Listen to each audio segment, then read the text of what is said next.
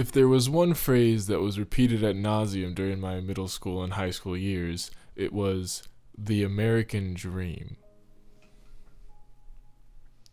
For those of you who didn't get this phrase rammed down your esophagus, it refers to the seemingly endless amount of opportunities for American citizens and immigrants. Essentially, America is this sort of dreamland where if you work hard enough, you can be whoever you want to be and do whatever you want to do. However, upon further education, mostly into my college years, and before that talking to, less privileged people than me, I soon realized that the phrase the American dream is pretty much an ideological cover-up. And probably the most famous example of this is when the British colonists came to America, there was endless possibilities for them at the expense of the native population. In fact, America's history can largely be seen as wealthy and powerful people stepping on the less fortunate. This has billions of examples. You can go from slavery to internment camps to now our concentration camps on the southern border. With the onset of the Industrial Revolution, the concept and rallying cry of the American dream was inherently segregated. People like John D. Rockefeller and Jeff Bezos, current day, are living in a completely different reality than working people in America. So aside from those multi-billionaires, for working people, the American dream pretty much just refers to the ability to work and have a stable life with a stable family. This mentality was especially apparent in the 1950s, when the working class was sort of at their peak, due to the labor movements in the early 20th century as well as the New Deal. However, once the 1980s came along and Ronald Reagan, and there was a very big consolidation of power and wealth within the top 1%, this is where worker morale largely faltered. This meant that a lot of lower to middle class people had to work multiple jobs just to make it by. This is something that still exists today that is sort of taboo. No one really talks about how outrageous that is, but it's pretty messed up. And insidiously, this is where the concept of the American dream gets largely warped. The supposed hard work needed to achieve the American dream gets reappropriated by corporations. The worker is told to be thankful for their corporate job because they're able to put food on their plate. They're getting paid. Now, they may be depressed and they may hate their jobs, but you can't really complain if you're not starving, right?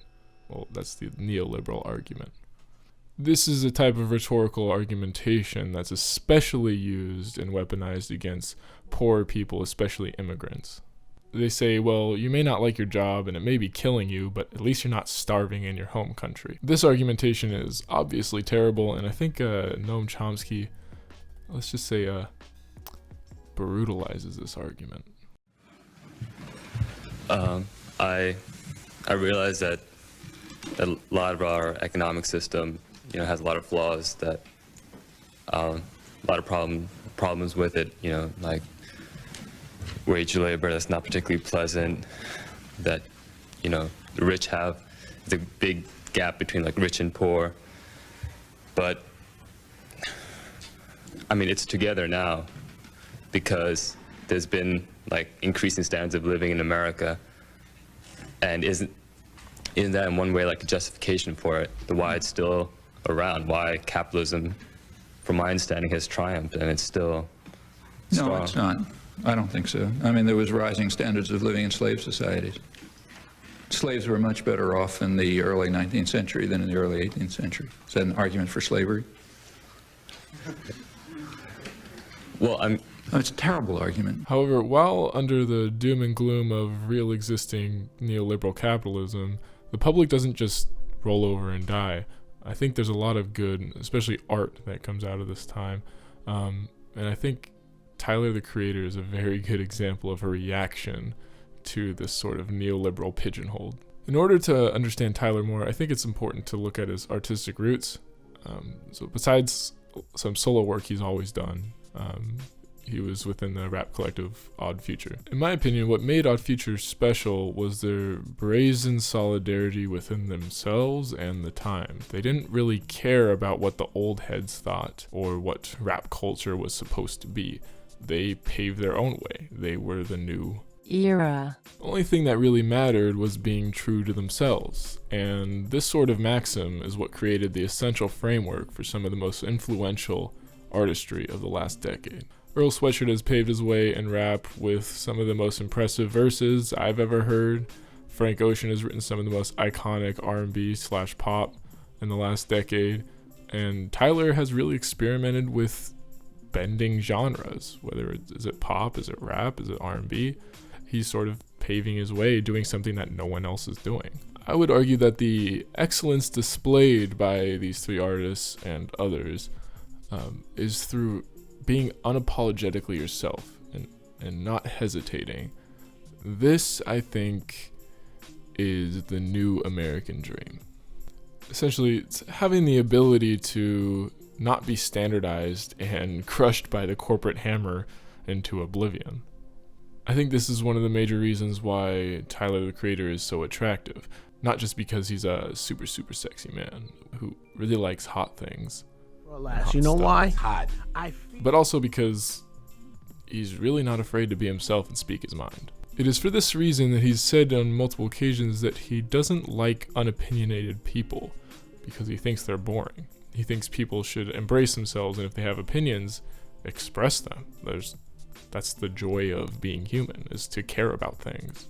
In many ways, people that are largely regulated to live standardized lives through corporate tyranny look to Tyler as a sort of role model and someone they strive to be, not just because of his fame and wealth, although many people would probably want that.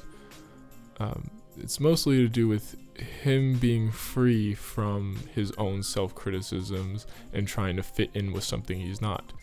He's just being Tyler, and I think everyone just wants to be themselves at the end of the day. This new American dream, exemplified through people like Tyler, Earl, Frank Ocean, is, I think, a powerful antidote to neoliberal ideology. As this new American dream, unlike the old American dream, where the old American dream was based off of wealth and stability, this American dream is sort of the rejection of that. I don't want stability if I'm going to be living in poverty. I want to be able to maximize my own potential. I want to be myself, and that may not be stable. Essentially, it's saying, I want to be at peace with myself, and I don't want to let any sort of corporate ideology put me down. I am not going to work a minimum wage job that doesn't pay me shit just so I can please my boss. I want to be able to be my own boss. I want to be able to be in charge of my own life. And another reason why the new American dream is so great is that it's something that everybody can practice. Everybody can become more aware of themselves, to the point where they're able to contextualize themselves within our world enough to maybe be an activist for something you care about, or to try to speak up about something that you think is important. These type of things come from sort of a sober awareness of what's going on and trying to change those things. This is what leads me to the last thing I want to say, is that I think the sort of neoliberal tyranny doesn't just exist within the workplace. I think it's also largely within social media too. And I think especially entertainers like Tyler the Creator embody a sort of freedom of image on social media that doesn't really exist for most of the population. For many people on social media, there's a lot of fear of being the odd one out, whether it's taking a bad picture, looking a certain way, or tweeting about something that's just dumb. Pretty much no one wants to be a Kanye. However, people like Tyler the Creator, who's sometimes very active on social media, he'll post things and do things that are very against the grain in his own lane. And I think for that reason, most of us, the audience, really like that, because it's refreshing to see somebody pave their own way and be themselves.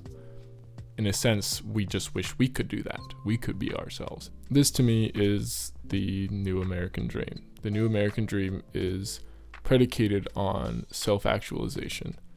In many ways, it's kind of like an existentialism leaning towards life instead of death.